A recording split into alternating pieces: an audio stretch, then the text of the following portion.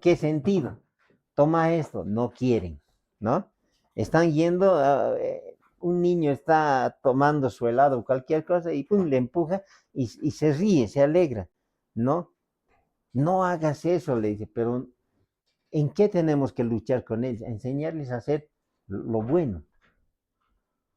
Las personas mayores, al igual que los niños, parece que lo llevan en la sangre, el hacer mal a los demás. Como se dice, el día de hoy vivimos tiempos en que a la gente, a lo bueno le dice malo y a lo malo le dice bueno. Pero la palabra de Dios los describe de esta manera. Ahora vaya a Romanos 8, ahí al ladito, el verso 7 y 8 dice, por cuanto los designios de la carne son enemistad contra Dios, porque no se sujetan a la ley de Dios, ni tampoco pueden. Y los que viven según la carne, ¿qué dice?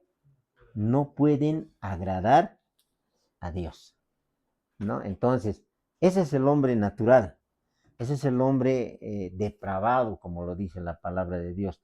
Ahora, tenemos que calificar también esta palabra, depravado. ¿Cómo es una persona? Es un calificativo muy fuerte, dicen. No, simplemente depravado es aquel que no hace la voluntad de Dios, que está apartado de Dios. Ahora que hay diferentes personas, obviamente.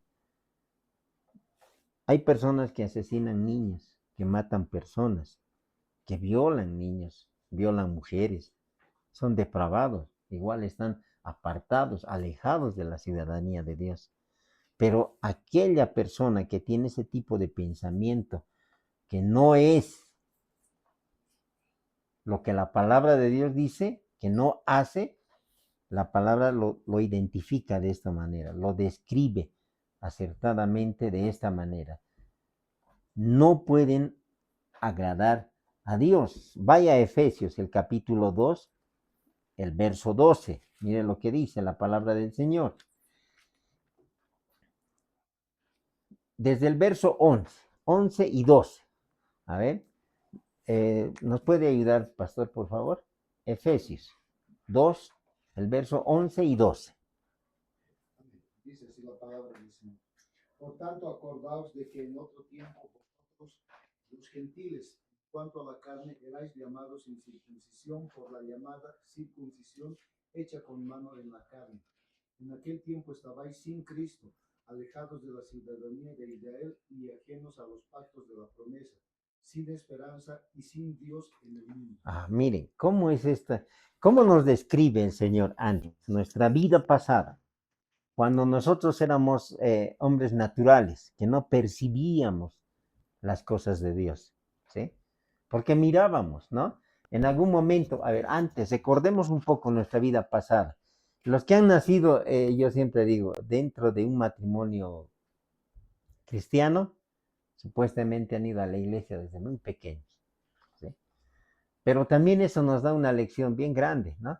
El hecho de que estemos en la iglesia desde pequeños no nos asegura nuestra salvación, no nos asegura nuestro conocimiento de Dios, no nos asegura una relación que tenemos con Dios. Digo, no nos asegura porque vamos a la iglesia muchas veces por obligación, luego algunas veces por costumbre, pero después llegamos a entender el verdadero valor y el significado que significa ir a la iglesia. ¿A qué vamos a la iglesia? ¿A qué venimos a la iglesia? Creo que cuando tenemos un encuentro personal con Dios, recién llegamos a entender el propósito con el cual Dios nos ha llamado. Por eso estamos reunidos aquí. O alguien viene obligado, ¿eh? Que si no va a la iglesia, eh, tal vez el caso de los jóvenes, bueno, no van a tener su semana, ¿no? No van a tener para sus gastos. O el caso, digamos, de un matrimonio donde el esposo o la esposa no viene con un corazón agradecido a Dios, viene por obligación. Que si no va a la iglesia va a tener problemas en casa. ¿Cuál sea el motivo cuando nosotros llegamos a entender el por qué venimos a la casa de Dios? lo hacemos con un corazón agradecido, felices. No vemos las circunstancias. Ay, no, es que, ¿para qué voy a ir? Un ejemplo, nadie viene o no están ahí. Yo le pregunto, ¿para qué? Hay un hermano decía esto. Eh, Pastor le dice, hermano, no me gustaron las alabanzas que cantaron. Ah, qué bueno, me alegro, hermano, porque no eran para usted, eran para el Señor, ¿no? Y venimos aquí a alabarle, a servirle al Señor. En otro tiempo, aquellos que no hemos nacido en un matrimonio cristiano, andábamos, como dice la palabra, muertos en nuestros delitos y pecados, sin Dios y sin esperanza en este mundo. Y cuando veíamos la iglesia, veíamos a los hermanos reunidos, yo decía, ¿qué hacen ahí adentro? ¿Por qué están en un lugar que es medio oscuro, teniendo tan lindo día? No era una persona, personalmente, yo les cuento, Sanites, no era una persona que hablaba mal de los cristianos, pero decía, ¿por qué están ahí reunidos? No entendía. Ellos, al igual que nosotros en el mundo natural, teníamos un objetivo, ¿no?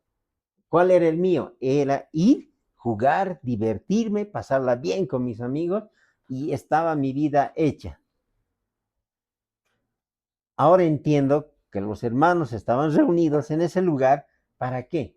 Para poder acercarse a Dios, ¿no? Ir a poner sus problemas delante de Él, sus necesidades, y salían reconfortados, salían con respuestas, salían felices, llenos de la presencia de Dios, con nuevas expectativas, con nuevas esperanzas. Y podemos hablar muchas cosas más. El hombre natural no percibe las cosas de Dios. El hombre natural anda sin Dios y sin esperanza en este mundo. Nuevamente vuelve a Romanos y mire lo que dice, el capítulo 3, esta vez el verso 10. Como está escrito, no hay justo ni aún uno, verso 10. No hay quien entienda, dice el verso 11, no hay quien busque a Dios. Todos se desviaron a una, se hicieron inútiles. No hay quien haga lo bueno, no hay ni siquiera uno. Así describe la palabra de Dios al hombre natural.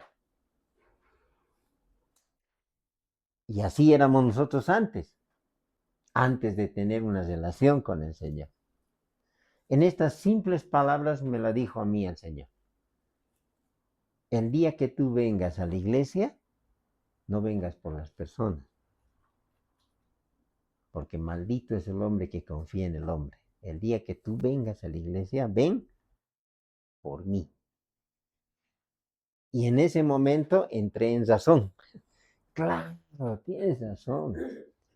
Sí, eso es lo que voy a hacer. Y desde ese día, desde ese momento,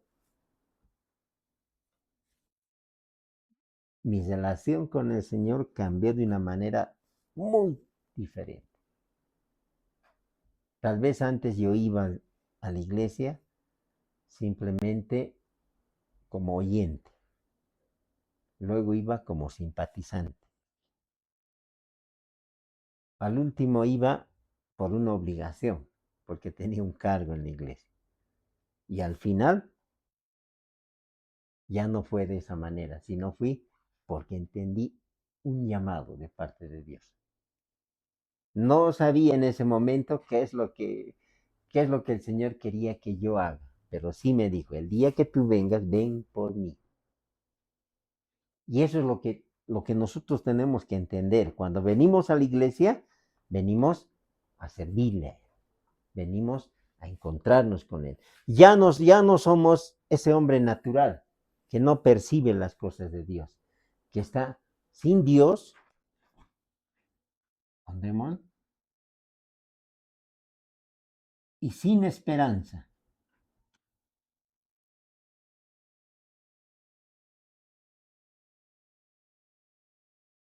en este mundo. Y la Biblia lo describe de esa manera. Ahora veamos el segundo, el hombre carnal.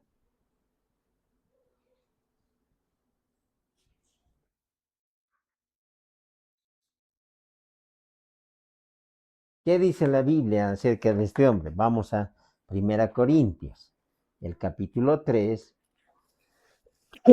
el verso 1 al verso 3. Adelante, hermano Jorge. Colaboradores de Dios. De manera que yo, hermanos, no pude hablaros como a espirituales, sino como a carnales, como a niños en Cristo. Os di a beber leche y no vianda, porque aún no erais capaces, ni sois capaces todavía, porque aún sois carnales, pues habiendo entre vosotros celos, contiendas y disensiones, ¿no sois carnales y andáis como los hombres? Porque diciendo el uno, yo ciertamente soy de Pablo, y el otro, yo de Apolos, ¿no sois carnales? Hasta ahí. Mire, aquí Pablo describe en estos versos, primero a quiénes. A ver, en el verso 1, ¿a quiénes se dirige? Está hablando a cristianos, no está hablando a personas que no conocen a Dios. Está hablando a creyentes donde mora el Espíritu Santo. Segundo, les dice que les tiene que volver a dar primero leche y no comida sólida, porque aún no eran capaces, ni sois capaces todavía, dice. Porque, ¿por qué? Porque eran carnales. ¿Qué quiere decir? ¿Qué es un carnal? A ver, ¿qué es una persona carnal? Aquella que permite que todavía las pasiones de la carne lo controlen. ¿Sí? Hoy es viernes, el cuerpo lo sabe, dicen, ¿no? ¿Ah? Hay aniversario, ¿no? Había sido aniversario de satélite el día viernes. Miren, vivo en la zona y no sé cuándo es el aniversario, pero había sido aniversario. O sea, yo veo cuándo es aniversario, cuando hay una fiesta, una verbena en la zona. Le dije, pero ¿por qué? ¿De cómo no te interesa? Me dice, mire, es que no andamos nosotros en esas costumbres. ¿Qué quiere decir? Que no estás al tanto de qué viene, qué es lo qué fiesta se viene, ¿sí? Muchos saben que hay varias fiestas de, no sé, exaltación, bueno, es la fiesta del Tata Santiago, y no sé qué, ellos se la saben de memoria, hay fiesta en tal zona, todas se la saben. ¿Por qué? Porque son hombres carnales, ¿no? Están dominados por la carne, quieren satisfacer sus deseos, les gusta bailar, les gusta satisfacer a la carne, les gusta tomar, beber, etcétera, ¿sí? Están en eso. Ahora, nosotros cuando lo conocemos a Dios, prácticamente nos desvinculamos de todo eso. Antes, sí, tal vez estábamos bien ocupados en estas cosas, estábamos atentos a estas cosas, ¿no? Conocíamos lo que iba a pasar.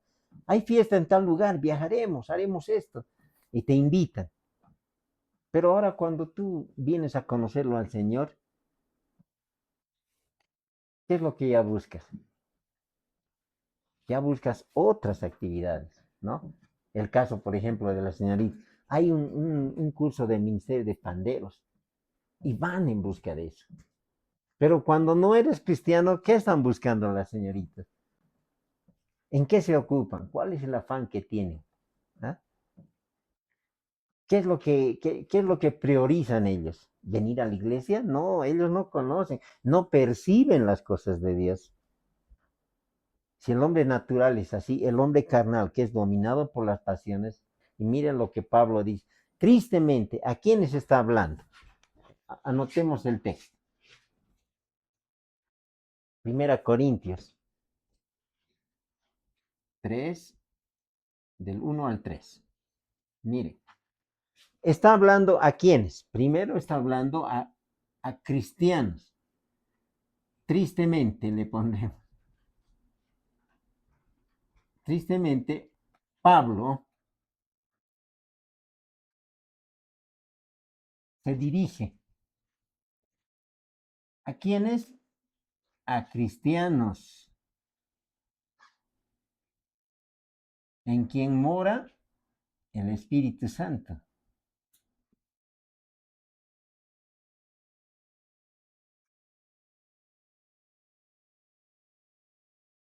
No está hablando a otras personas.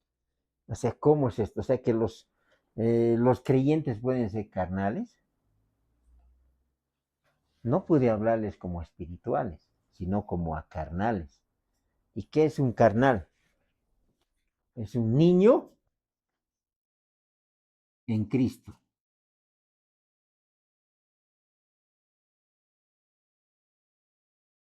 ¿no? O sea, nosotros más le podemos conocer como guagualones, ¿no? Que no me ha saludado, que no me ha dicho, que me ha mirado feo. O sea, estamos más en estas cosas. Y luego el verso 2 dice, os di a beber leche y no vianda, porque aún no erais capaces, ni sois capaces todavía, porque aún sois carnales. Pues habiendo entre vosotros celos, contiendas y disensiones, ¿no sois carnales y andáis como hombres? Ahora, ¿dónde vemos una descripción más clara de cómo es un carnal? Vaya a Gálatas, por favor.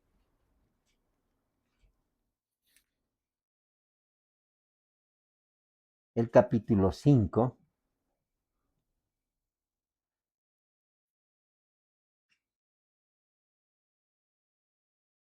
Mire lo que dice el verso 19.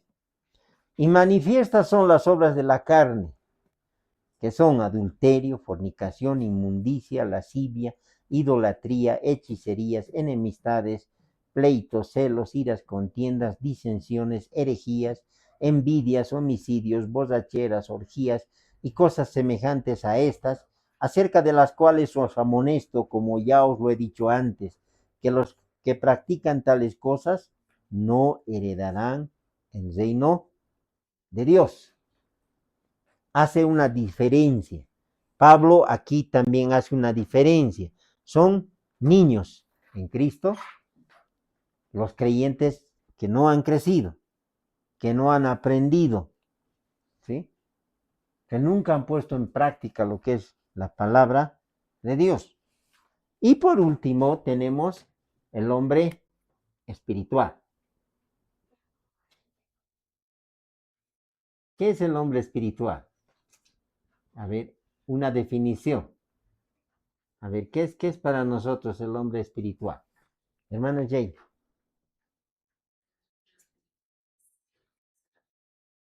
Ya, muy bien. Jorge,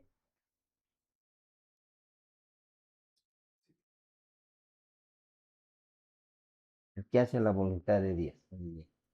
Aquí, Anet, a ver, ¿qué es para ti el hombre espiritual?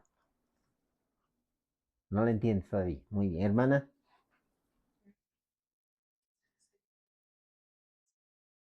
ya.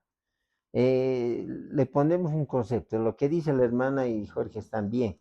Es el hombre controlado por el Espíritu Santo. Ese es el hombre espiritual, ¿no? El que hace la voluntad de Dios.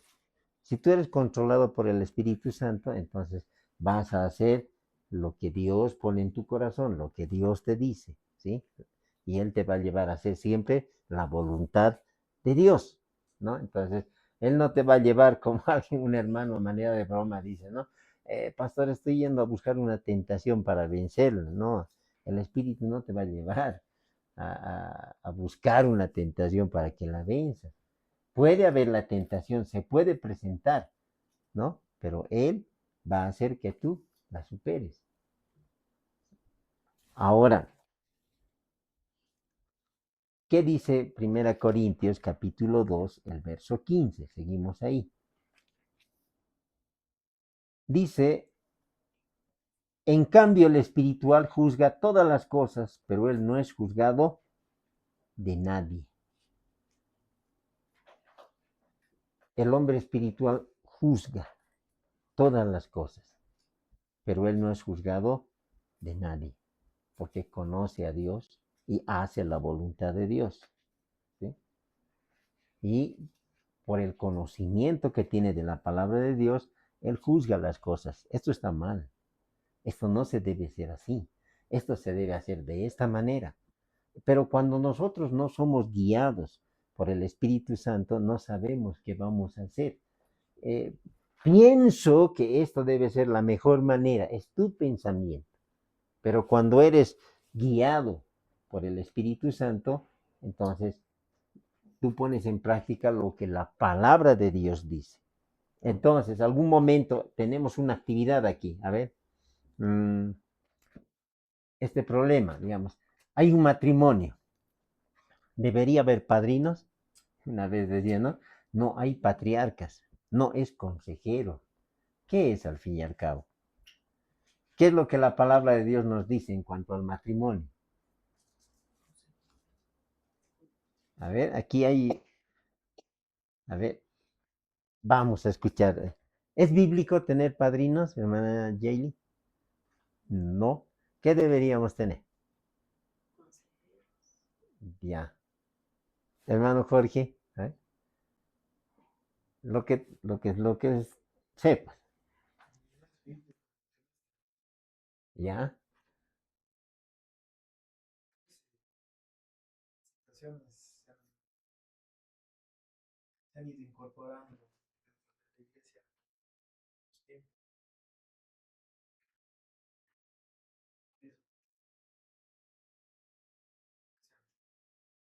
Ya, está bien. Está bien. Miren, ahora sí, ¿ves? No, yo pienso que debería, no estamos sino lo que la palabra de Dios dice. A ver, pastor, ¿qué deberíamos hacer en este caso? Porque las costumbres,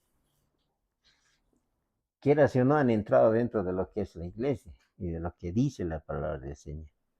¿Es bíblico? ¿No es bíblico? ¿Cómo se les debería llamar o qué se les llama? ¿O no debería de haber?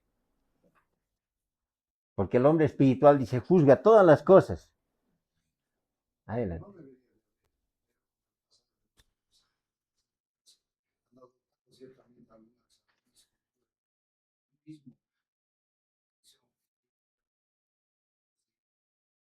La palabra del Señor siempre nos dice que tenemos un maestro por excelencia, que es Jesús.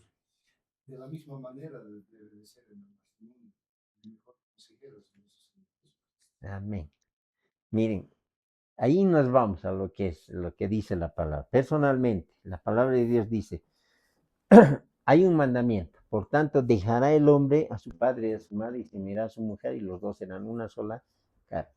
Dios da mandamientos específicos acerca de lo que el matrimonio debe hacer. Luego habla de poblar la tierra, de criar a los hijos en obediencia. ¿Cómo debe ser el esposo con la esposa y la esposa con el esposo? Pero no habla de terceras personas, ¿no? Que van a influir, ¿no? En la conducta del matrimonio. Pero sí habla de alguien que puede cambiar todo el destino de un matrimonio. Ese es el Señor Jesucristo. Él debería ser tu padrino, tu consejero, tu maestro, tu mentor. Él debería ser todo en tu vida. Cuando yo entiendo esta palabra, entonces nosotros venimos a practicar con mi esposa esta situación, ¿no? Venimos, como dice la palabra, los consagramos a nuestros hijos delante del Señor, ¿no? ¿Qué quiere decir consagrar? Es entregarle a Él. Señor, yo te entrego la vida de mi hijo. Pongo en tus manos su vida. Haz de Él como tú quieras hacerlo, Señor. Y yo estoy como, como su padre que en esta vida yo lo voy a educar, lo voy a criar conforme a lo que dice tu palabra y lo voy a guiar, Señor, en el camino al cual tú me has llamado. Pero quien le llama con un propósito es Dios, ¿sí? Ahora, aquí viene esta parte, por ejemplo. Es bíblico, digamos, hasta aquí está mi esposa. Está el pastor y la esposa. Es pastor. ¿Es bíblico? Porque Pedro dice, para tener suegra, ¿qué tiene que tener? una esposa, ¿no ve? Muy bien, pero yo no veo que la esposa de Pedro haya ocupado, ¿no? Haya sido líder en la iglesia en Jerusalén. ¿Ha escuchado usted eso? No estoy haciendo, o sea, no estoy discriminando a las hermanas. La Biblia nos habla de la hermana Febe, que era una diaconisa en Cencrea, nos habla de Lidia, ¿no? Que era una mujer piadosa, ¿no? ¿De quién más nos habla? Nos habla de, a ver, de quién estuvo en los muros de Jericó para proteger a los espías. Rahab, ¿no? O sea, Dios no hace excepción de personas, pero es bíblico, por eso a veces pregunto, ¿no? En algún momento. Ahora, si yo soy pastor y mi esposa es también, obviamente, directamente pastora, ¿sí? Entonces, en mi ausencia, no debería de asumir mis responsabilidades.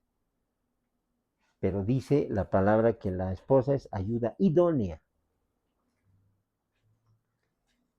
no solamente en lo que es el hogar, en todo sentido.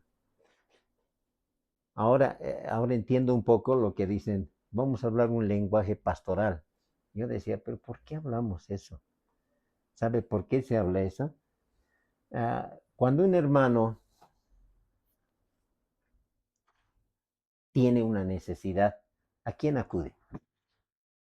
Primero, dentro de lo que es la iglesia, acudimos al pastor. Pastor, ayúdeme. ¿Por qué hacemos eso? Porque el pastor tiene palabras de aliento, de consuelo, según a lo que la palabra de Dios dice. El pastor simplemente les recuerda las promesas que Dios tiene para él, porque todavía no las conoce. Cuando ya el hermano es crecido, ¿sí? ¿Qué es lo que hace? También busca apoyo en oración, pero también acude a Dios directamente. ¿Qué quiero decirle con esto? Que cuando nosotros crecemos, nuestra visión del ministerio, nuestra perspectiva cambia.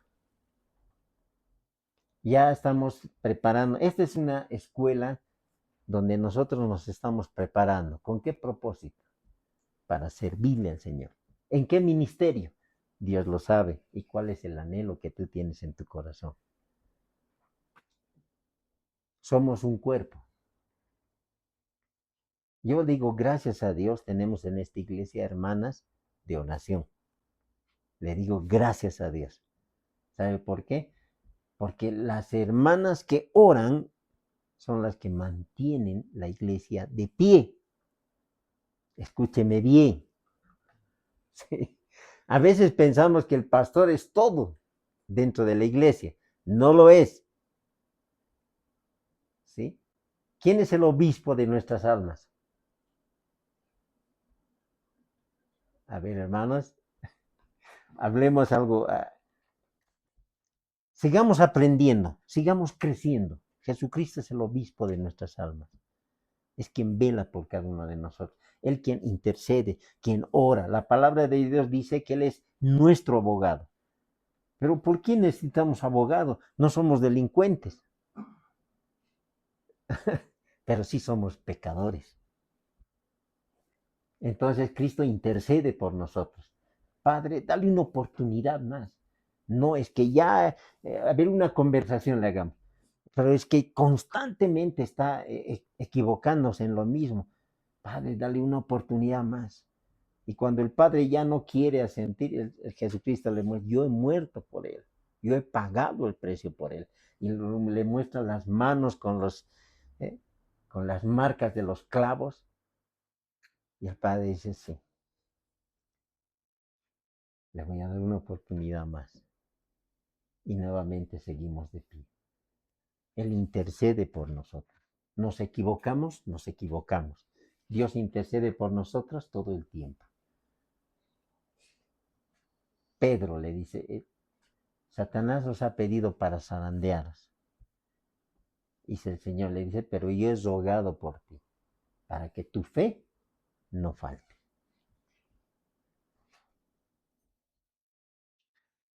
Dios no nos promete una vida fácil. No nos promete una vida sin problemas. Dice, cuando pases por las aguas, no te anegarán. Cuando pases por el fuego, ni la llama arderá en ti. Dios no te dice que tú no vas a pasar por el fuego, que no vas a pasar por medio de los problemas, pero Él sí te promete que Él va a estar contigo en medio de esos problemas. Los pastores simplemente les recordamos eso a los hermanos, las promesas que Dios tiene, porque nosotros la hemos aprendido y sabemos que para nosotros ha servido de mucho. ¿Cuánto no va a servir para la vida de los hermanos? Eso es simplemente. Y seguimos creciendo y seguimos aprendiendo. El hombre espiritual es aquel controlado por el Espíritu Santo, que le hace hacer la voluntad de Dios. ¿Y cuál es la voluntad de Dios? Que nosotros, como hermanos, nos amemos unos a otros. Ese es el mandamiento de Dios. Como yo les he amado. Díganme, ¿quién de ustedes no tiene problemas? ¿Quién de nosotros no ha tenido grandes victorias también en medio de los problemas? Ahora yo le pregunto, como cristianos, ¿los problemas hacen que nos alejemos de Dios o que nos acerquemos más a Dios? En el hombre natural y el hombre carnal, los problemas hacen que se alejen de Dios. Pero en el hombre espiritual es todo lo contrario. Los problemas hacen que te acerques más a Dios, porque sabes de dónde va a venir tu ayuda.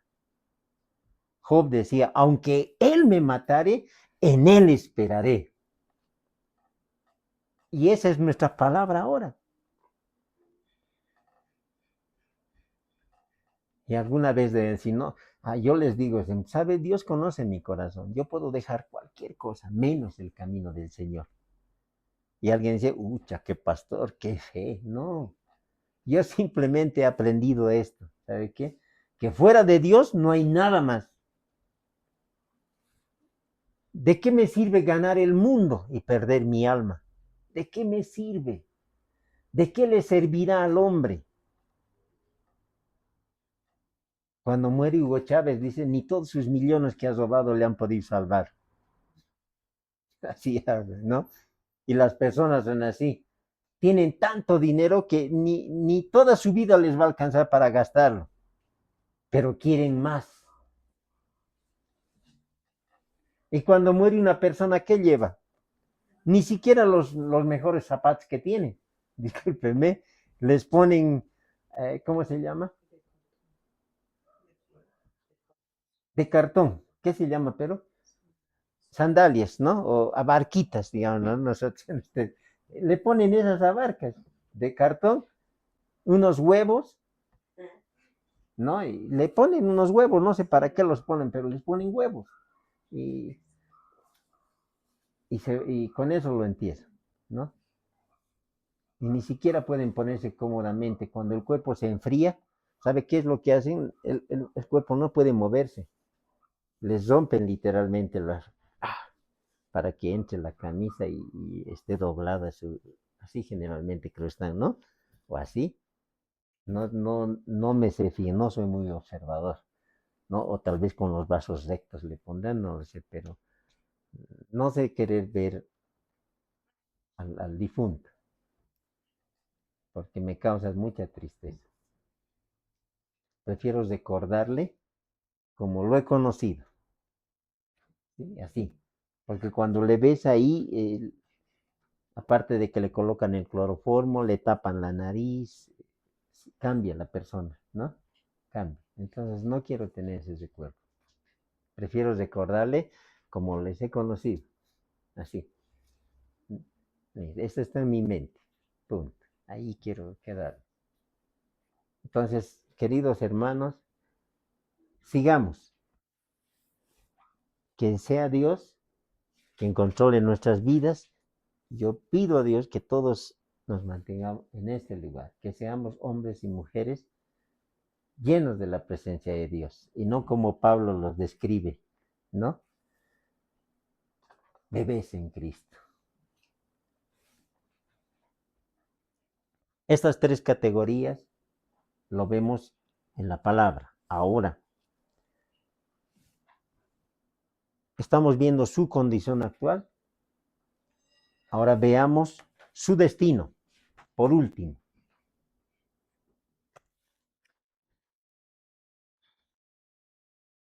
¿Cuál es el destino del hombre? ¿A dónde vamos? Hay tres preguntas que siempre se hacen las personas, ¿no ven? ¿De dónde vengo?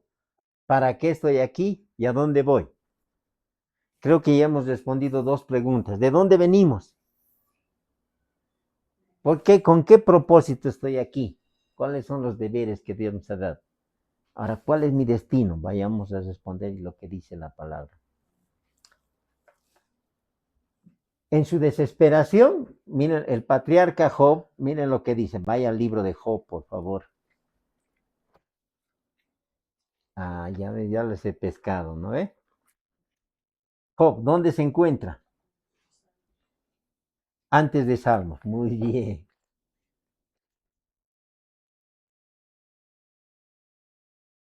Salmos, Proverbios, y ahí está Job. Y como no leemos mucho Job, bueno, ¿dónde está el libro? Vaya Job, el capítulo 14. Conocemos la historia de Job, los males que le vinieron, un hombre que no tuvo la culpa, porque el problema se inició arriba, pero el concepto que Dios tenía de Job que era un hombre justo, recto y temeroso de Dios. Mantengámonos ahí. Job 14. Pero a este hombre justo, recto y temeroso de Dios le vino una desgracia, ¿no? Lo perdió todo, pero él no había perdido su fe en el Señor. Ahora, mire, en su desesperación Job clamó una vez. Capítulo 14, verso 1. El hombre, y Job está discursando sobre la brevedad de la vida. El hombre nacido de mujer, corto de días y hastiado de sinsabores, sale como una flor y es cortado y huye como la sombra y no permanece. Así de sencillo está discursando. Pero más adelante, Job suspiraría y también se preguntaría, salte al verso 14, si el hombre muriere, ¿no? ¿Volverá a vivir?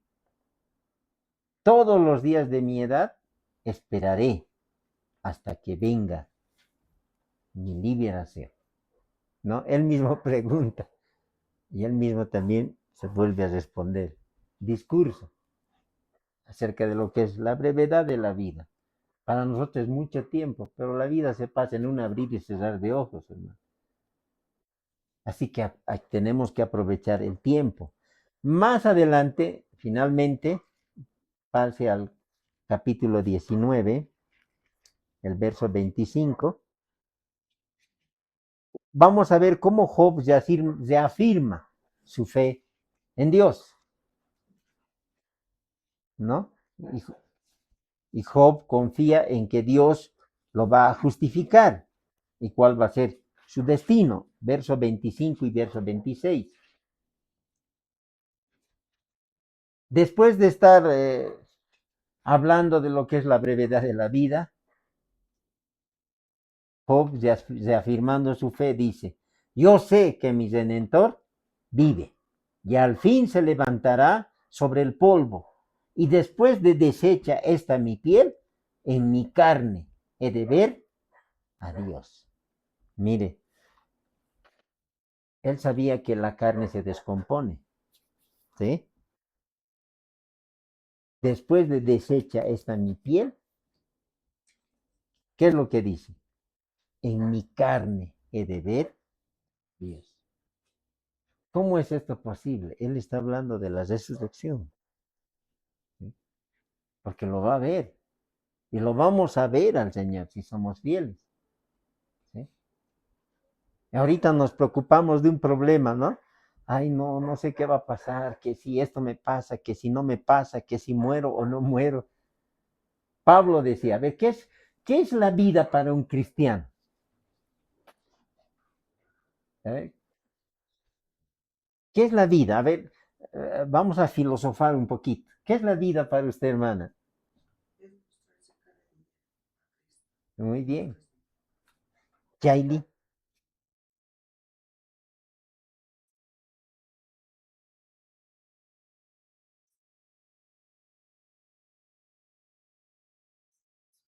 Ya, agradecimiento a Dios. Jorge. Amén. Pastor,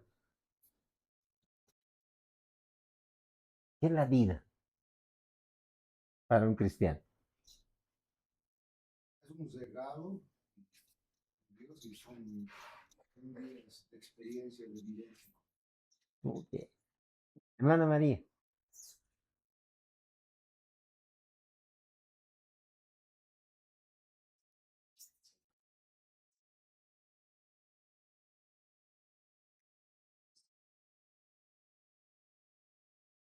Bien.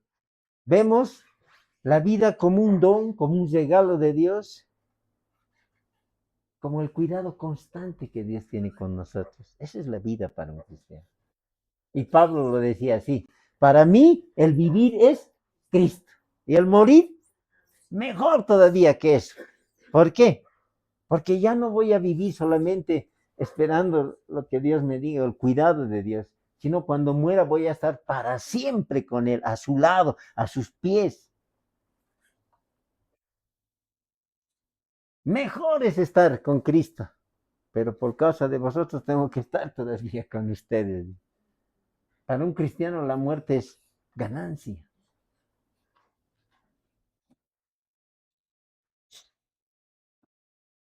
Yaili, tus papás siempre le han servido al Señor, ¿no? ¿Dónde crees que están ahorita? Están felices. Están mejor que nosotros. ¿Mm?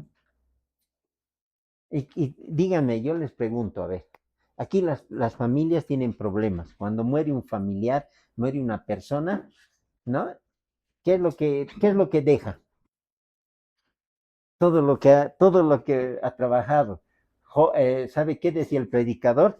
Ay, dice Eclesiastés, que era que lee eso. Todo yo lo he ganado por mi sabiduría, mi esfuerzo, mi trabajo.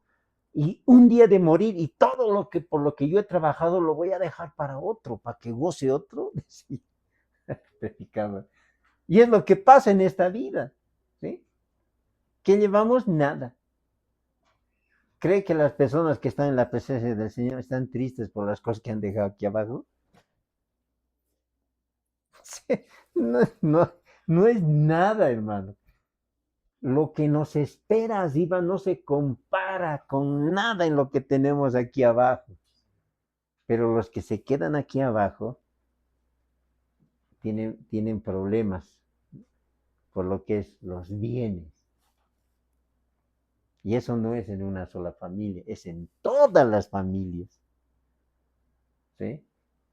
¿Por qué? Que el hermano le corresponde esto, que al otro le corresponde este otro. Es un lío. Tener mucha familia es problema. No tener familia, ser hijo único, es problema. Todo es un problema. ¿Sí? Con nada estamos conformes.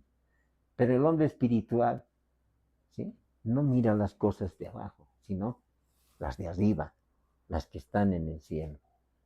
Allá vamos, allá apuntamos. Un día vamos a partir. Todos hemos de partir de este mundo. ¿Cuándo lo haremos? No lo sabemos. Pero cuando partamos, si estamos en Cristo, yo le aseguro, usted se va a ir feliz. No va a llorar por los que deja aquí abajo. ¿Sabe por qué?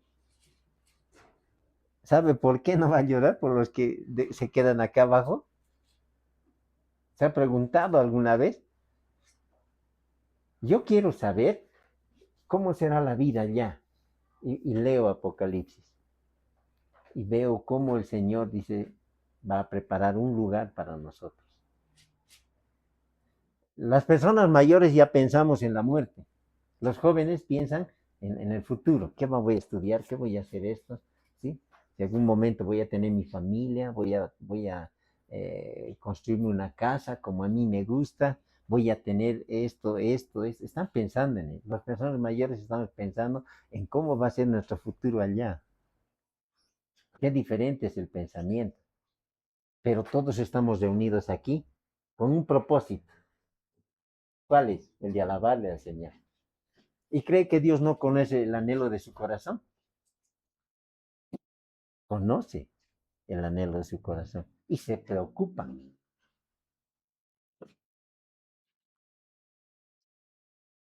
Todo tiene su tiempo, dice el predicador. Hay tiempo para juntar piedras, esparcir piedras. Hay tiempo de nacer, hay tiempo para criar hijos, hay tiempo para enterrar hijos, para todo. Y lo que nosotros le pedimos a Dios, al igual que Job, el patriarca, es de afirmar nuestra fe. Yo sé que mi Redentor vive. Y al fin se levantará sobre el polvo, y después de deshecha está mi piel, en mi carne he de ver a Dios. Yo sé que voy a resucitar y voy a estar delante de Él. No se ponga triste. Para mí, Pablo decía, el vivir es Cristo y el morir es ganancia. Y lo que ahora lo vivo en la carne, la vivo en la fe del Hijo de Dios. Vivo confiando en Dios, esperando en Dios, creyendo en Dios. Vivo en Él y vivo para Él. Por eso estamos aquí. Así que sigamos. Ahora, ¿cuál es el destino del hombre?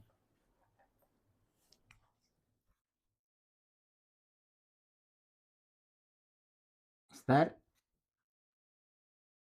en la presencia de Dios.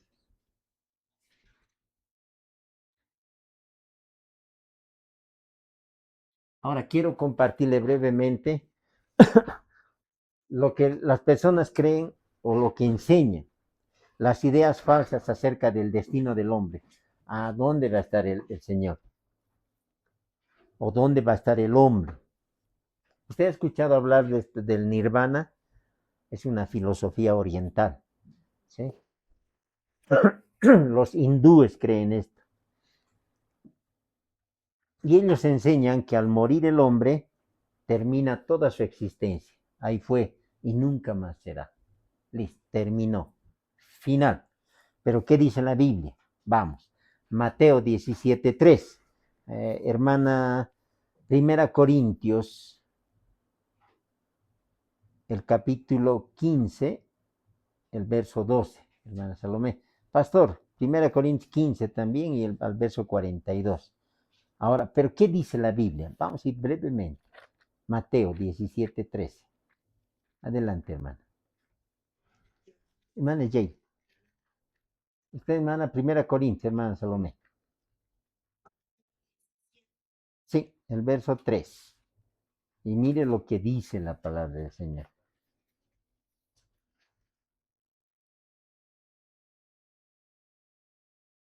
Estamos hablando de la transfiguración. Adelante.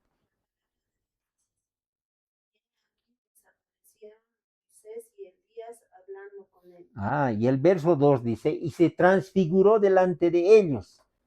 ¿No? Está hablando de Jesús. Y resplandeció su rostro como el sol, y sus vestidos se hicieron blancos como la luz.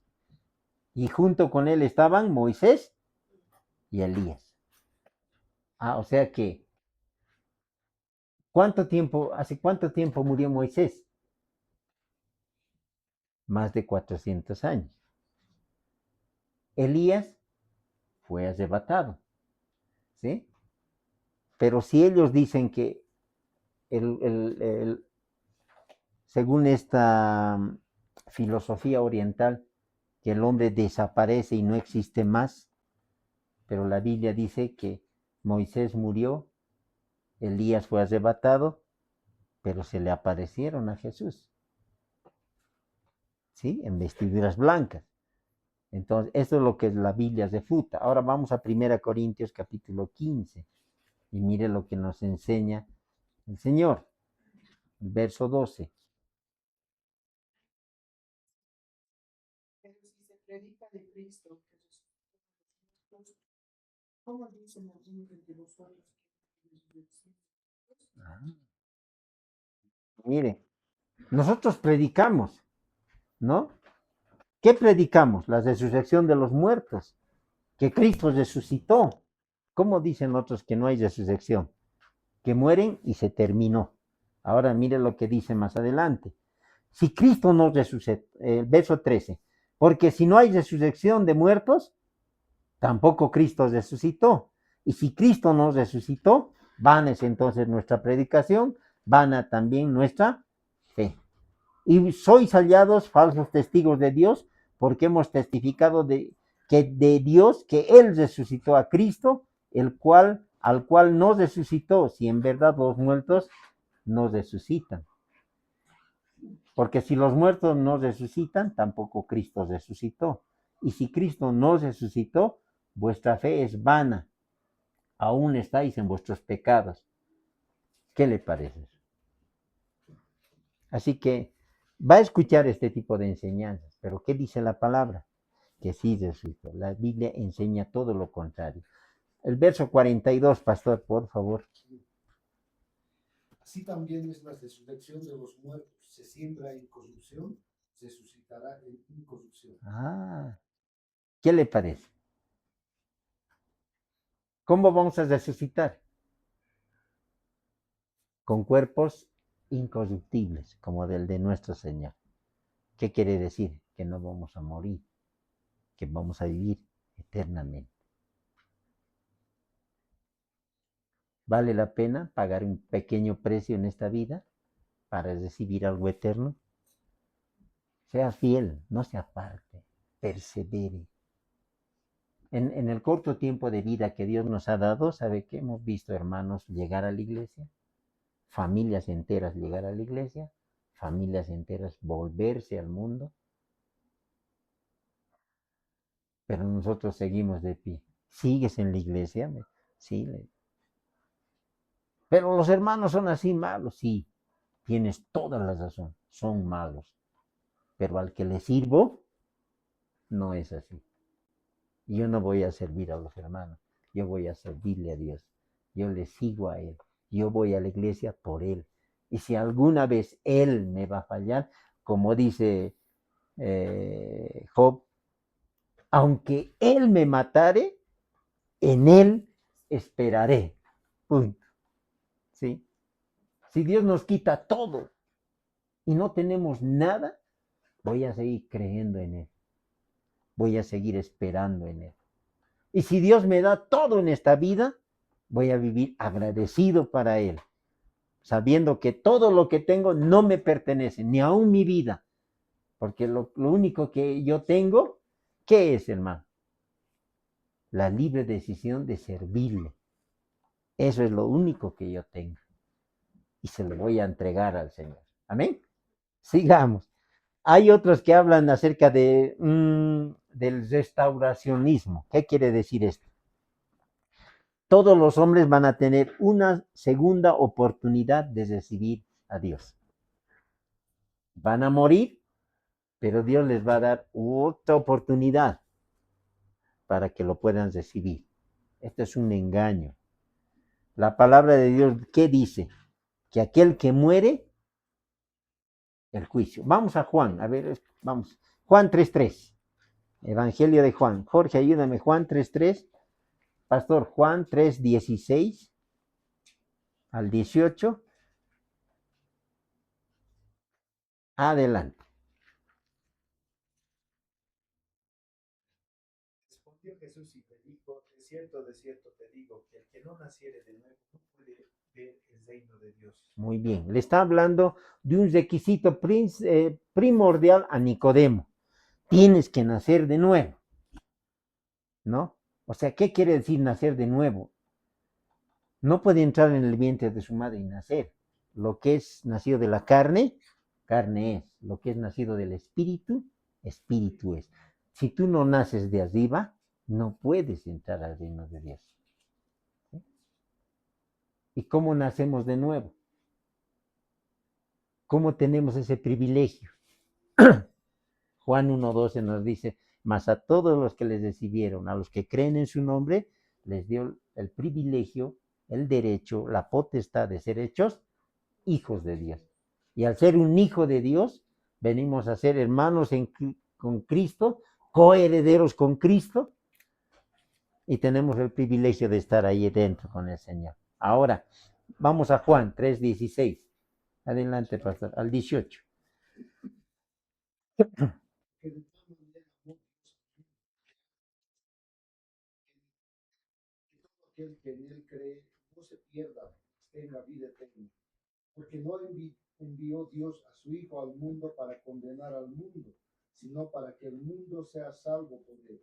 El que en él cree no es condenado, pero el que no cree ya ha sido condenado, porque no ha creído en el nombre del unigénito Hijo de Dios. Miren, y esa es la condenación que ha venido, dice, al mundo. La luz vino al mundo y los hombres prefirieron más las tinieblas, porque sus obras eran malas. ¿Hay segunda oportunidad? No hay. Y cuando nosotros vemos el relato de Lázaro en Lucas capítulo 16, había un rico y un mendigo, dice. Ambos murieron. ¿El rico dónde estaba? En el Hades, en tormentos. ¿Y dónde estaba el mendigo, Lázaro? Estaba en el seno de Abraham. Y el rico dice, alzó su voz, Padre Abraham, manda a Lázaro para que moje, ¿no?, mi lengua, porque estoy atormentado en esta llama. ¿Cuál es la respuesta de Abraham? Acuérdate, hijo, que tú tuviste bienes en esa vida y Lázaro tuvo sus males, pero tú eres atormentado en esa llama y él es consolado aquí. Además, nadie puede pasar de donde tú estás a donde yo estoy, porque hay una gran cima, dice, un abismo. Cuando alguien muere, no hay más segundas oportunidades. Un ex católico decía esto. Un cardenal se enfermó y él le preguntó a una autoridad alta de los católicos, le dije, ¿qué le pareció la muerte? Fue trágica, le dice. ¿Dónde cree que está él? Usted sabe que no hay purgatorio, le dice. No existe el purgatorio. Es un dogma que ha inventado la Iglesia Católica. Y el padre le dice, ¿sabe? Si el cardenal no se arrepintió, no estuvo en comunión con el Señor, se condenó. Está en el infierno. Y usted sabe que del infierno nadie sale. Y si fue al cielo, de ahí tampoco nadie lo saca. Son dos lugares donde se va eternamente, para siempre. No hay segundas oportunidades. Dice la palabra, porque con el corazón se cree, pero con la boca se confiesa para salvación. Y si uno muere, se acabó. Él quería volver, pero Señor, tengo hermanos que no vengan a este lugar. Si uno se levantare de los muertos, creerán. Tienen a Moisés y a los profetas, que los escuchen a ellos. Aun cuando un muerto se levante, aún así no van a creer. No hay segundas oportunidades. Otra teoría, el materialismo. ¿Sabe qué dice ellos? El hombre al morir deja de ser. Listo, punto. Y se descompone en la nada. Porque es materia. Y la materia se descompone así. Polvo eres y al polvo volverás, dice el Señor. Es una gran verdad. Pero ¿qué dice la palabra del Señor? Primera Corintios, capítulo 15. Mire lo que dice el verso 50. Aquí no nos dice que el hombre desaparece. Al contrario, mira del verso 50 dice, pero esto digo, hermanos, que la carne y la sangre no pueden heredar el reino de Dios, ni la corrupción hereda la incorrupción. He aquí os digo un misterio, no todos dormiremos, pero todos seremos transformados en un momento, en un abrir y cerrar de ojos, a la final trompeta, porque se tocará la trompeta y los muertos serán resucitados incorruptibles y nosotros seremos transformados. Así que cuando uno muere, no es que se descompone en la nada, sino la palabra dice que vamos a resucitar. Y esto mortal se tiene que vestir de inmortalidad. Esto corruptible de incorruptibilidad. Eso dice la palabra. Sigamos un poco. ¿Ha escuchado hablar de esto del aniquilamiento? Y esto lo ha adoptado la iglesia, los testigos de Jehová y algunos grupos. ¿Qué quiere decir? Que los impíos van a ser descreados o aniquilados por Dios. Solamente van a vivir los que le sirven al Señor. Y esta es una gran mentira. Vaya a Mateo capítulo 25, el verso 46. Mire, y esto hablan los testigos de Jehová. Jorge, por favor, Mateo 25, 46. Pastor, Apocalipsis 19 o 14, del 9 al 11. Ahora sí, vamos. E irán estos al castigo eterno y los justos a la vida eterna. Ahí está. Aquí nos está hablando del juicio a las naciones. ¿Cómo va a ser el juicio? Que los que no le sirven al Señor van a ir al castigo eterno. No es un aniquilamiento de los impíos que van a desaparecer. ¿Sí? No es así. No van a ser descreados. ¿Dónde van a ir? ¿Dónde van? Al castigo eterno. Y los justos a la vida eterna. Ahora, Apocalipsis, pastor, 14, 9 al 11. Y el tercer ángel los siguió diciendo a gran voz, si alguno adora a la bestia y a su imagen, y se sirve la marca en su frente o en su mano, él también beberá del vino de la ira de Dios, que ha sido vaciado puro en el cáliz de su ira, y será atormentado con fuego y azufre delante de los santos ángeles del Cordero. Y el humo de su tormento sube por los siglos de los siglos, y no tienen reposo de día ni de noche los que adoran a la bestia y a su imagen. Nadie que reciba la marca de su nombre. Ahí está.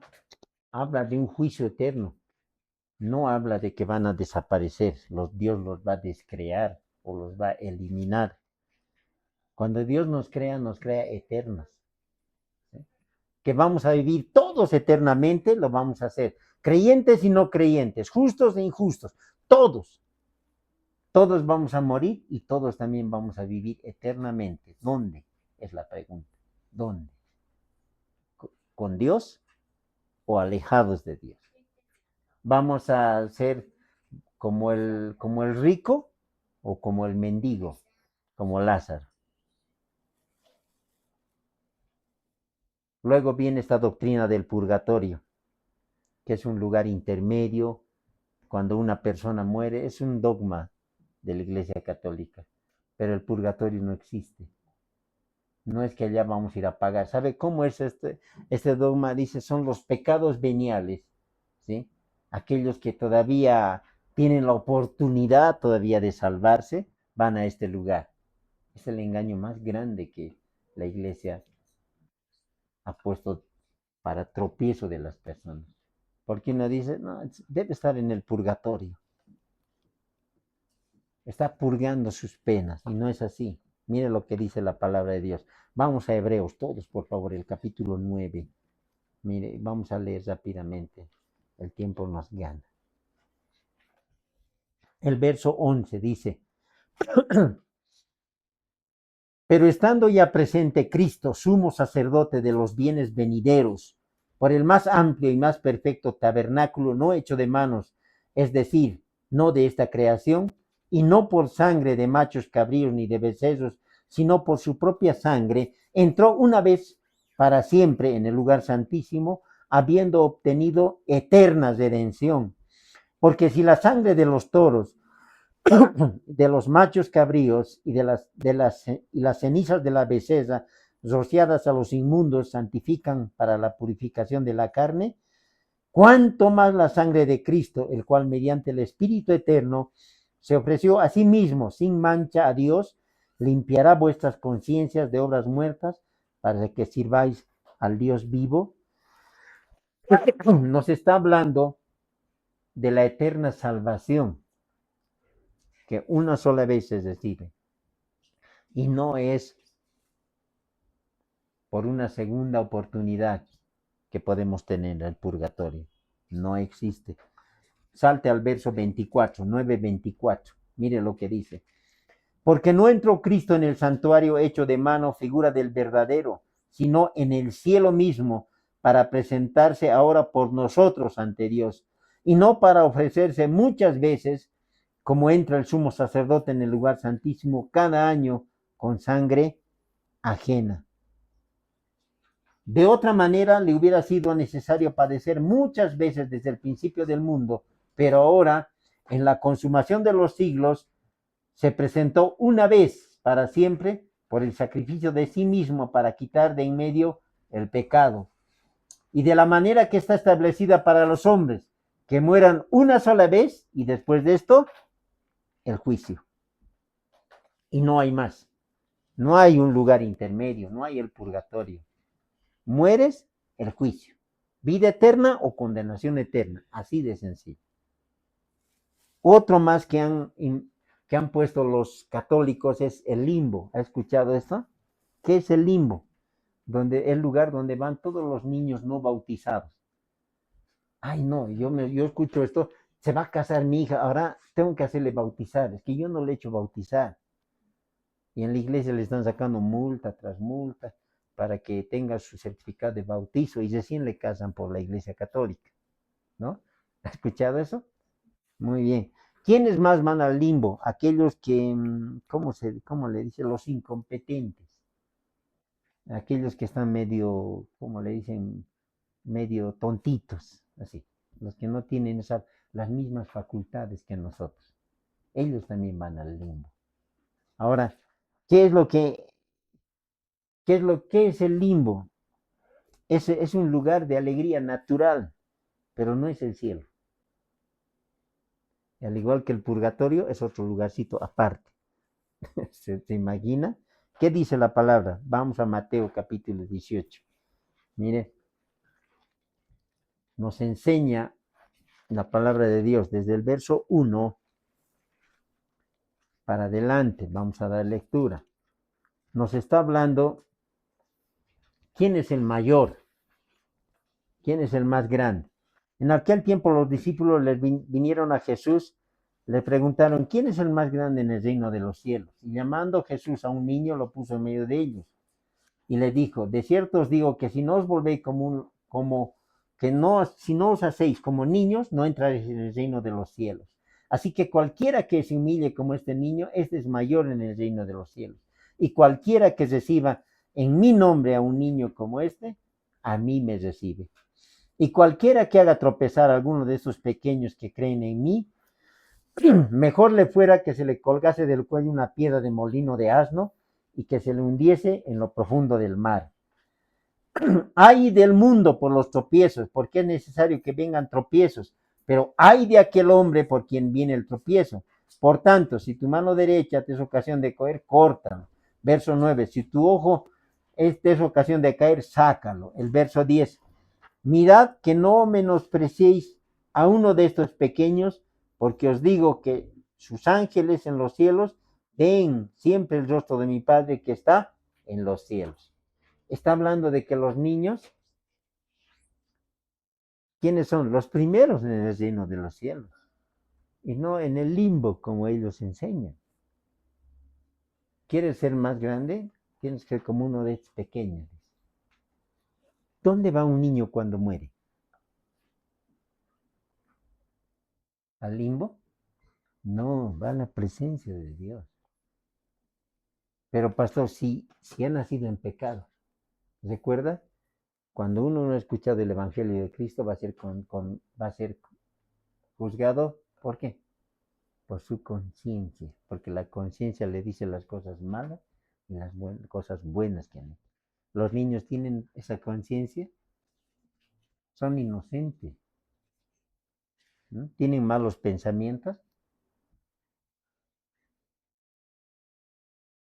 La palabra de Dios nos da las respuestas.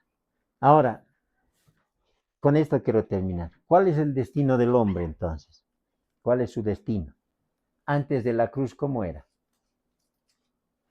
Vaya Lucas 16. Vamos. ¿Cómo era antes de la cruz?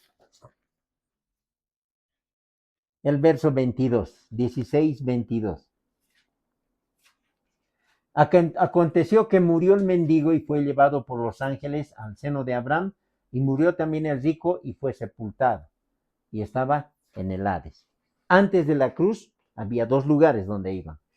Uno es el seno de Abraham y el otro es el Hades. ¿Está bien hasta ahí? Ahí. Salte ahí a Lucas, el capítulo 23.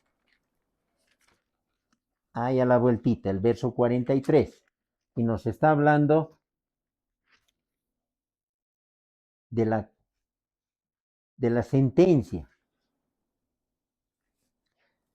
Dice el verso 43, vamos más adelante, de la crucifixión. Entonces Jesús le dijo, de cierto te digo que hoy estarás conmigo en él. Cuando estaba en la cruz, estaba con dos ladrones, ¿no? Uno le injuriaba, si eres hijo de Dios, sálvate y sálvanos a nosotros. Pero el otro, ¿qué dijo? Ni aún tú temes a Dios estando en esta condición. Nosotros, mire, estaba reconociendo su condición. A la verdad, estamos pagando justamente por lo que hemos hecho. Confesión de pecado. Y luego, este hombre, ningún mal ha hecho. Una vez que confiesa sus pecados, le dice, Señor, los reconoce como su Señor personal, como su Salvador personal. Acuérdate de mí cuando vengas en tu reino. Y Jesús le dice, de cierto te digo que hoy mismo estarás conmigo. ¿En dónde? En el paraíso, también llamado seno de Abraham. Antes de la cruz. Ahora, después de la cruz, ¿cómo es? Vaya Apocalipsis, capítulo 20. Ya, con eso terminamos. Verso 11, el juicio ante las naciones. Y vi un gran trono blanco y al que estaba sentado en él, de delante del cual huyeron la tierra y el cielo, y ningún lugar se encontró para ellos. Y vi a los muertos grandes y pequeños de pie ante Dios, y los libros fueron abiertos, y otro libro fue abierto, el cual es el libro de la vida. Y fueron juzgados los muertos por las cosas que estaban escritas en los libros, según sus obras. Y el mar entregó los muertos que había en él, y la muerte y el Hades entregaron los muertos que había en ellos, y fueron juzgados cada uno según sus obras. Y la muerte y el Hades fueron lanzados al lago de fuego. Esta es la segunda, o la muerte segunda. Y el que no se halló inscrito en el libro de la vida fue lanzado al lago de fuego. Después de la cruz, ¿cuál es el destino final del hombre? ¿Con Dios o alejado de él? ¿Está escrito tu nombre en el libro de la vida? Pero pastor, yo nunca he escuchado hablar del libro de la vida. Jesús mismo lo decía. Fueron enviados de 2 en 2, 70, a predicar. Y volvían, dice, felices. Señor, en tu nombre se nos sujetan los demonios. ¿Sí? Podemos hacer muchos milagros. Pero Jesús les dice, no se alegren de que los demonios se sujetan en mi nombre. Alégrense de que su nombre esté escrito en ¿dónde? En el libro de la vida. Y si tu nombre está escrito en el libro de la vida, tú estás en la presencia del Señor. Y es más, Dios tiene preparado un nombre nuevo para ti. ¿Cuál será ese nombre? No lo sé. La Biblia dice que solamente lo conoce aquel que lo recibe, escrito en una piedrecita. ¿Cómo será la piedra? Nosotros cuando hablamos de piedra, alzamos una piedra redonda. Algunos tal vez se han imaginado ya una piedra blanca, plana. ¿Cuál será tu nombre? Yo no sé, que me llame, no sé qué nombre tendré, lo único que quiero es estar delante de él. Nada más. Yo quiero estar en ese lugar. ¿Usted anhela estar ahí? ¿Usted quiere estar con el Señor para siempre? Por eso estamos aquí. Por eso estamos perseverando. ¿Tiene problemas? Sí. ¿Hay tristeza en su corazón? Sí. El Señor lo sabe, lo conoce. Pero de aquí vamos a salir con ambas fuerzas, sabiendo lo que nos espera. Y mire lo que dice el verso 5, Apocalipsis 25. Pero los otros muertos no volvieron a vivir hasta que se cumplieron 1000 años. Esta es la primera resurrección. Oh, nosotros vamos a vivir con el Señor para siempre. Los problemas que tenemos ahora no son nada delante de Él. Después de la cruz, todo cambia para el cristiano. Vaya Hechos, capítulo 7. Terminamos. El verso 55, luego salte al 59 y al 60. Pero Esteban, lleno del Espíritu Santo, puestos los ojos en el cielo, vio la gloria de Dios y a Jesús que estaba a la diestra de Dios. Ay, qué hermoso. Salte al 59. Y apedreaban a Esteban mientras él invocaba y decía: Señor Jesús, recibe mi espíritu. Y puesto de rodillas, clamó a gran voz: Señor, no les tomes en cuenta este pecado. Y habiendo dicho esto, durmió. ¿Cómo es el hombre espiritual? Es el hombre controlado por el Espíritu de Dios. ¿Sí? Y él decía: Señor, no les tomes en cuenta este pecado. Y habiendo dicho esto, durmió. Veo al Hijo del Hombre sentado a la diestra del Padre. Jesús, ¿qué dijo cuando se iba? Juan 14 dice: voy pues a preparar lugar para vosotros, para que donde yo estoy, ¿sí? ¿Dónde estaba el Señor? Una vez más leamos. ¿Dónde estaba el Señor? Verso 59. El 55. Hechos. He aquí, veo los cielos abiertos y al Hijo del Hombre que está a la diestra de Dios. ¿Dónde estaba? Al lado derecho de Dios, del Padre.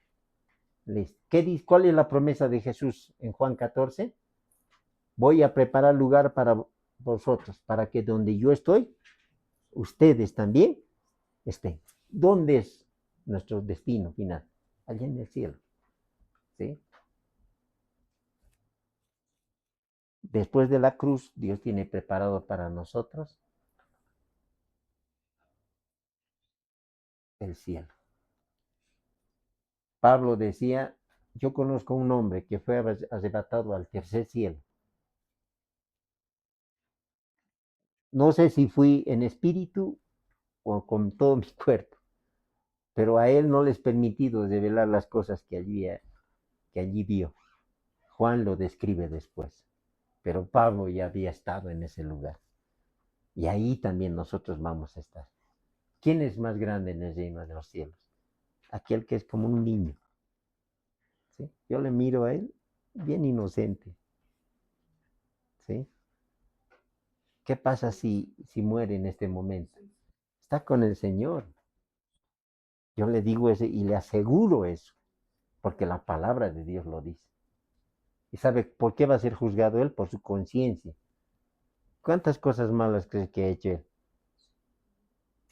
¿Cuántas cosas malas crees que ha hecho él? Lo que la Biblia enseña es para nosotros nuestra última palabra. Filipenses 3:20 dice: nuestra ciudadanía está en los cielos, de donde también esperamos a Jesús, el Salvador. ¿Queremos vivir con Él? ¿Queremos estar con Él? Sigamos adelante, no se desanime. Ese es el destino final del hombre. Estar en la presencia de Dios, morar con Él por toda la eternidad.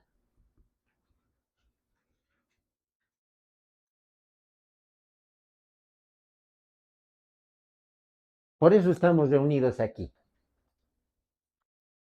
Dios sabe nuestra necesidad y conoce nuestros anhelos. Póngase de pie, vamos a orar. Le agradecemos al Señor.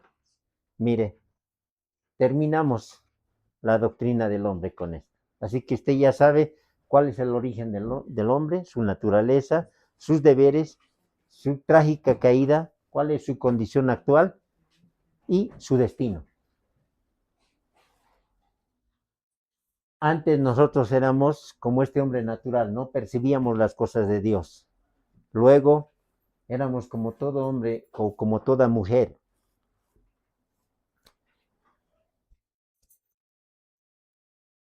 Éramos dominados por nuestros deseos carnales. Pero una vez conociéndole al Señor, Él hace que nazcamos de nuevo, como Nicodemo. A Nicodemo le decía, te es necesario nacer de nuevo, porque si no naces de nuevo no puedes ver el reino de Dios. Lo conocemos a Él, empezamos a depender de Él, a ser guiados por Él, a ser controlados por el Espíritu Santo, y nuestro destino es estar para siempre con Él. Las personas que no lo aceptan al Señor no son dignos de juicio, son dignos de misericordia. A nosotros no se nos manda condenar, hasta a nosotros se nos ordena predicar. Quien convence de error, de juicio y de pecado, ¿quién es? Dios, el Espíritu Santo. Así que no quiera convencer a nadie. ¿Se acuerda una vez nos contaron en el cine Pacajes, era, ¿no? Ex cine Pacajes en Villa Dolores? Hubo un servicio, dice, los diáconos estaban ahí, en la parte de arriba había un borracho que estaba molestando, estaba insultando, y se les ha acabado la paciencia a los sugieres, todo, y lo han llevado a la parte de atrás, lo habían pegado, pues ahí atrás lo han golpeado, cuentan, y le habían hecho aceptar a Cristo a la mala, ¿no? Ha aceptado a Cristo. El hombre lo siguió después al Señor, él dio su testimonio, ¿no? Él contó esto, lo que había pasado. Pero no es, puede ser algo excepcional. Puede ser que ahí están los planes de Dios, no lo sé. Pero no podemos agarrar a cada mareado ahí que pasa y agarrarlo a golpes hasta que acepte al Señor. Porque el único que convence de error, de juicio y de pecado es Dios, el Espíritu Santo. Ahora es pastor, ¿no? Hermano Jorge, más adelante vamos a averiguar un poco acerca de él y tal vez le podemos invitar, ¿no? Porque la verdad llega también bien, ¿cómo se llama? Bien cambiada también llega, ¿no? Porque de la versión a uno al otro, su versión debe ser muy interesante. Me gustaría saber, pero a la larga, sea por las buenas, sean por las malas, sea cual haya sido el motivo, lo lindo es que le sirve al Señor. Eso es lo más importante. ¿Usted quiere servirle al Señor? Digámosle ahora. No importa lo que pase, pero sirvámosle a Él. Incline su rostro. Amado Dios, te doy gracias, Señor, por tu palabra, por este tiempo.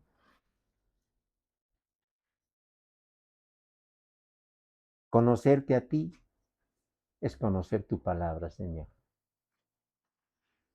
Tu voluntad está manifestada en este libro. Perdóname cuando lo tengo en poco, Señor. Pon en mi corazón hambre y sed de tu palabra, Señor. Yo quiero servir. Quiero entregarte mi vida, Señor, para que cuando me toque, Señor, partir de este mundo, yo tenga esa esperanza segura, Señor, de que voy a vivir contigo. Hay tanta necesidad, Señor, en este mundo. Pablo decía, Señor, para mí el vivir es Cristo, pero el morir es ganancia. ¿A dónde va un cristiano fiel cuando muere? A tu presencia, Señor. Tú mejor que nadie sabes lo que nos conviene. Lo único que te pido es que tengas misericordia, Señor, de nosotros. Ayúdanos. Te pido, Señor, por nuestros seres queridos, por nuestras familias. En este mundo las familias, Señor, se dividen por muchas circunstancias. Los hijos hacen su hogar, se alejan de la familia, los padres mueren, los hijos, Señor, toman su propio camino. Es una ley de vida. Pero si somos fieles en ti, Señor, sabemos que viviremos contigo para siempre. Los que aún quedamos, queremos servirte con todo nuestro corazón. Y que tú pongas en nosotros el querer y el hacer siempre, Señor, tu voluntad. Hay tres tipos de hombres, Señor, que manifiestas en tu palabra. El hombre natural que no percibe, Señor, las cosas de Dios. El hombre carnal que está más, bendito Dios, en las cosas de este mundo. Y el hombre espiritual, el hombre que es controlado por tu Espíritu Santo. Señor, queremos ser esos hombres espirituales. Que estemos cerca de ti y sabemos cuál va a ser nuestro destino. Vivir contigo para siempre. Te pido, Señor, por mis hermanos, por las familias, Señor, que se congregan en esta iglesia, que tú los guardes en el lugar donde estén, Señor. Que no permitas que el enemigo tome ventaja alguna, Señor, sobre la situación que atraviesan, sea cual sea esta situación, Señor. Que su vida, Señor, esté bajo tu cobertura, amado Dios. Los cubrimos con tu preciosa sangre, en el nombre de Jesús. Y te pedimos, Señor, que nunca apartes tus ojos de este lugar, ni de nuestras vidas, ni de nuestros hogares. Que esta casa de oración sea, Señor, un lugar donde se bendiga y se alabe siempre tu santo nombre. Gracias, bendito Dios. Todo esto te pido y te agradezco. En el nombre de nuestro Señor y Salvador Jesucristo, así sea. Y todos juntos decimos, amén.